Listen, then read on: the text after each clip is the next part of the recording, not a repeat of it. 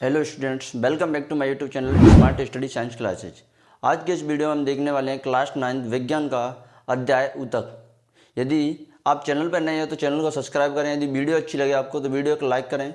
चलिए तो वीडियो को स्टार्ट करते हैं। सबसे पहले हम अध्याय 6 यानी जिसका नाम है क्या है, ऊतक। उस आज की इस वीडियो में हम इस ऊतक का इंट्रोडक्शन पढ़ेंगे। तो जिसमें सबसे पहले हमारा टॉपिक आता है ऊतक की परिभाषा, यानी ऊतक किसे कहते हैं। तो समान कोशिकाओं का वह समूह जो समान कार्य करता है, यानी बहुत सी कोशिकाओं का ऐसा समूह जो एक समान कार्य करे, उसे क्या बोलते हैं, ऊतक। अगर हम बात करें ऊतक के प्रकारों की कि ऊतक कितने प्रकार के होते हैं, कौन कौन से कार्य करते हैं, तो उसके बाद टॉपिक आता है हमारा ऊतकों का वर्गीकरण।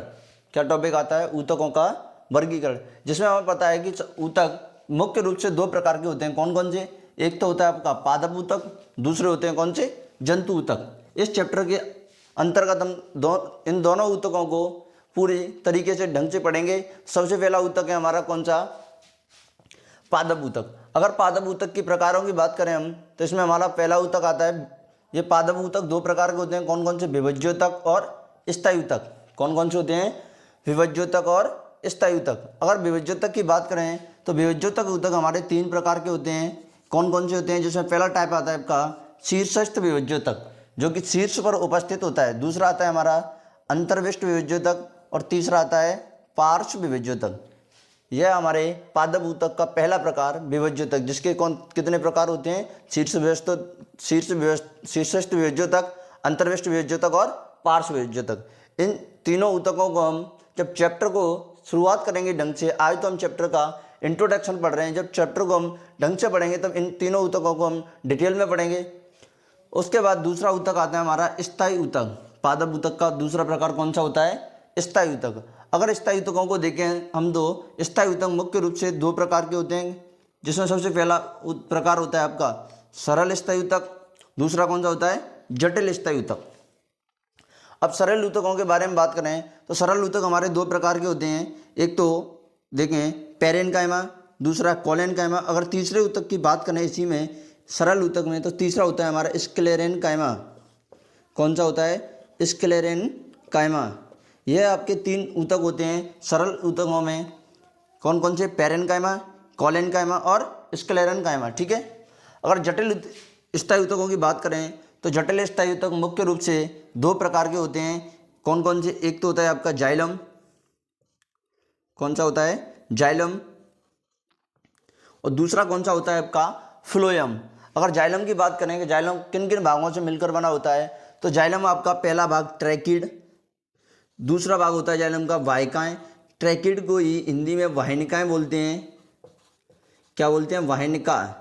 ट्रैकिड है वो अंग्रेजी शब्द है, ट्रैकिड को हिंदी में क्या बोलते हैं? वाहिनिका। दूसरा भाग होता है जाइलम का कौन सा? वाहिका। तीसरा होता है जाइलम पेरेन्काइमा और चौथा भाग होता है क्या? जाइलम रेसे। यानी जो आपका जटिल स्थायी ऊतकों में जाइलम है वो चार भागों से मिलकर बना होता है, जिसमें पहला भाग होता है आपका कौन सा? ट्रैकिड, यानी हिंदी में क्या बोलते हैं? वाहिनिका। दूसरा कौन सा? वाहिका। और तीसरा कौन सा? Xylem parenchyma. चौथा कौन सा? जाइलम रेसे। इसी प्रकार अगर हम फ्लोएम के बारे में देखें तो फ्लोएम है हमारा, वो भी कई भागों से मिलकर बना होता है। और उसमें कौन कौन से भाग आते हैं?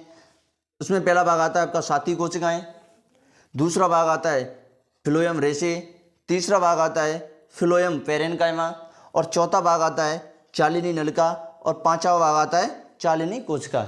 यानी जो आपका जटिल स्थायी ऊतकों में फ्लोएम है वो पांच भागों से मिलकर बना होता है, जिसमें पहला होता है आपका साथी कोशिकाएं, दूसरा होता है फ्लोएम रेसे, तीसरा होता है फ्लोएम पेरेन्काइमा, चौथा होता है चालिनी नलिका और पांचवा होता है चालिनी कोशिका।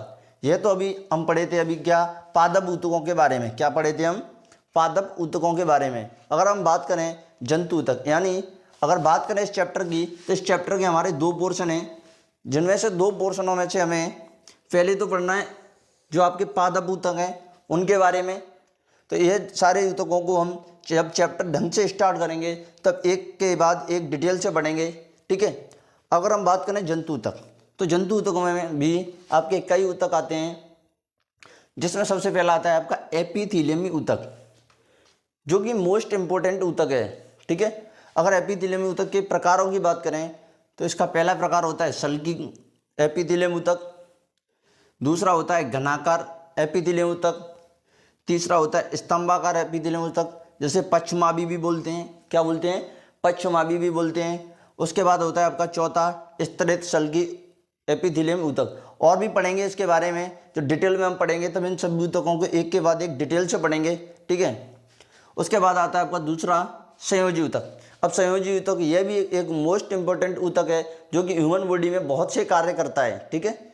जिसमें पहला भाग आता है आपका विभिन्न रक्त कणिकाएं। जैसे आपने नाम सुना होगा, विभिन्न रक्त कणिकाएं मतलब नाम सुना होगा आपने, आरबीसी, डब्ल्यूबीसी और प्लेटलेट्स, ये नाम सुने होंगे आपने बहुत से। ये होती हैं यानी विभिन्न रक्त कणिकाएं, इनके बारे में भी हम डिटेल से पढ़ेंगे, ठीक है। दूसरा आता है आपका अस्थि, उसके बाद आता है उपास्थि, उसके बाद आता है आपका वसामय ऊतक, और उसके बाद आता है आपका एरियोलर ऊतक। ये हमारे संयोजी ऊतकों के प्रकार, जिन्हें हम डिटेल से एक के बाद एक पढ़ेंगे, ठीक है। उसके बाद आता है तीसरा हमारा जंतु ऊतक में पेशीय ऊतक, यानी जो हमारी पेशियाँ वो किस तरह से कार्य करती हैं, कौन कौन सी पेशियाँ होती हैं। जैसे कि बात करें हम रेखीय पेशी यानी रेखित पेशी, दूसरी आपकी चिकनी पेशी, जिनको हम और क्या बोलते हैं, अरेखित पेशी भी बोलते हैं। क्या बोलते हैं? अरेखित पेशी भी। उसके बाद है आपका कार्डियक पेशी। कार्डियक का मतलब होता है हृदय, यानी ये कौन सी पेशी? हृदयक पेशियाँ। ये होती है आपके पेशी ऊतक। पेशी ऊतक हम इन तीनों पेशियों के बारे में पढ़ेंगे, ठीक है। जैसे कि रेखित पेशी, चिकनी पेशी, कार्डियक पेशी। और चौथा जंतु ऊतक होता है आपका तंत्रिका ऊतक। क्या होता है? तंत्रिका ऊतक। क्लास 9th के अंदर इस ऊतक में हम केवल तंत्रिका कोशिका के बारे में पढ़ेंगे, जिसे न्यूरॉन भी बोलते हैं। तो ये आपका क्लास 9th चैप्टर ऊतक, जो कि इसका इंट्रोडक्शन है। अब इसको हम इस पूरे चैप्टर, ये मैंने इंट्रोडक्शन कराया है इस चैप्टर के। अब धीरे धीरे हम स्टार्ट करेंगे कहाँ से? तो इस चैप्टर को अगली वीडियो में स्टार्ट करेंगे हम कहाँ से? पादप ऊतक के पहले विभज्योतक ऊतक से। अगर वीडियो आपकी अच्छी लगे तो वीडियो को लाइक करें, और ऐसी वीडियो और अधिक देखने के लिए मेरे चैनल को सब्सक्राइब करें और वीडियो को अधिक से अधिक शेयर करें। Thank you.